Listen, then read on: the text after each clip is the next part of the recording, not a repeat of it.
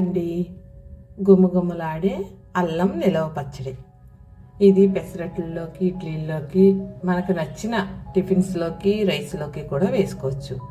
ఎలా పెట్టుకోవాలంటే 2 కప్పుల అల్లం ముక్కలు తీసుకున్నాను.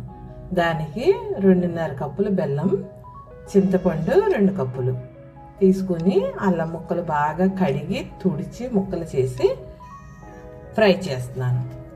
అల్లం ముక్కలు బాగా గోల్డెన్ బ్రౌన్ వచ్చినాయి అనగా పక్కన పెట్టాను. పక్కన పెట్టి ఈలోపు మళ్ళీ ప్యాన్ పెట్టి వేడి చేసుకున్నాను.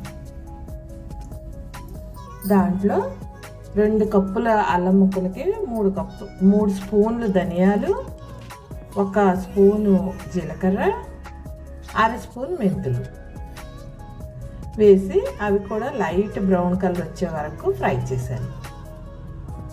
నేను చూపించిన విధంగా మీరు ట్రై చేయండి. ఇది సంవత్సరం వరకు నిలవ ఉంటుంది, ఫ్రిడ్జ్లో పెట్టక్కర్లేదు. అలాగే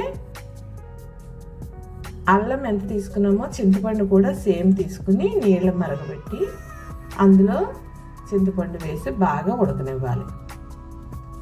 ఈలోపు మనము ఫ్రై చేసుకున్న జీలకర్ర, మెంతులు, ధనియాలు అలాగే కొంచెం సాల్ట్ కూడా వేసి మెత్తగా పేస్ట్ పట్టాలి.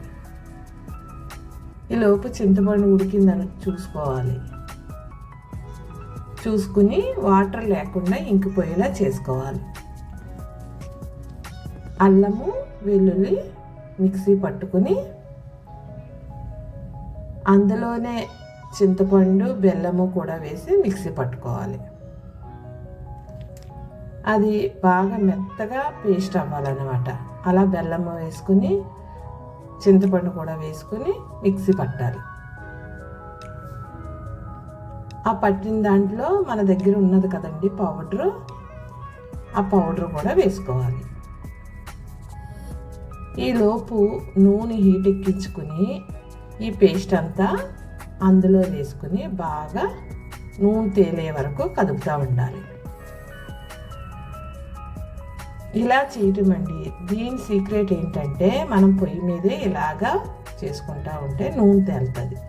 అది బెల్లము బాగా ముద్దలాగా అవి అది ఎన్నాళ్ళు సంవత్సరం వరకు నిల్వ ఉంటుంది.